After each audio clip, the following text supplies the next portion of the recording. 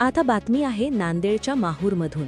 माहूर तालुक्यातील मौजे मच्छिंद्र पारडी दासू नाईक तांडा येथील कर्जबाजारी महिला शेतकरी सुनीता परसराम राठोड वय 49 यांनी वाढत्या कर्जतगाद्याला कंटाळून विष प्राशन करून आत्महत्या केल्याची हृदयद्रावक घटना 12 डिसेंबर रोजी सकाळी उघडकीस आली आहे। या घटनेने तालुक्यात हळहळ व्यक्त होत आहे। सुनीता राठोड यांच्या नावावर माहूर शिवारातील गट क्रमांक 83 मध्ये 5 एकर कोरडवाहू शेती असून त्यांनी भारतीय स्टेट बँक माहूर शाखेकडून 1 लाख रुपये कर्ज घेतले होते। याशिवाय बचत गटांचेही कर्ज असल्यामुळे बँक तसेच बचत गटांच्या एजंटांकडून सातत्याने कर्जफेडीचा तगादा सुरू होता।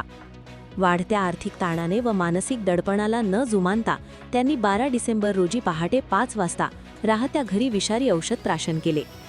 घटनेची माहिती मिळताच पती परसराम राठोड यांनी महेंद्र चव्हाण व गणपत मडावी यांच्या मदतीने त्यांना वाई बाजार प्राथमिक आरोग्य केंद्रात दाखल केले। येथे प्रकृती गंभीर झाल्याने त्यांना तत्काळ माहूर ग्रामीण रुग्णालयात हलविण्यात आले, मात्र उपचारादरम्यान त्यांचे निधन झाले। घटनेची नोंद पोलीस निरीक्षक देविदास चोपडे यांच्या मार्गदर्शनाखाली पोलीस नाईक प्रकाश गेडाम व सत्यपाल मडावी यांनी केली। उत्तरीय तपासणीसाठी डॉक्टर बिपिन बाबळे यांनी मृतदेहाचे शवविच्छेदन केले। त्यांच्या पश्चात पती, सासू व मुलगा असा परिवार आहे।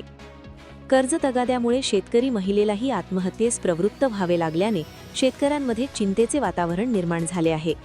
बँका व बचत गटांची कर्जवसुली तात्काळ थांबावी अशी मागणी महिलांमधून होत आहे। Bureau report, GK news, Mahur, Nanded.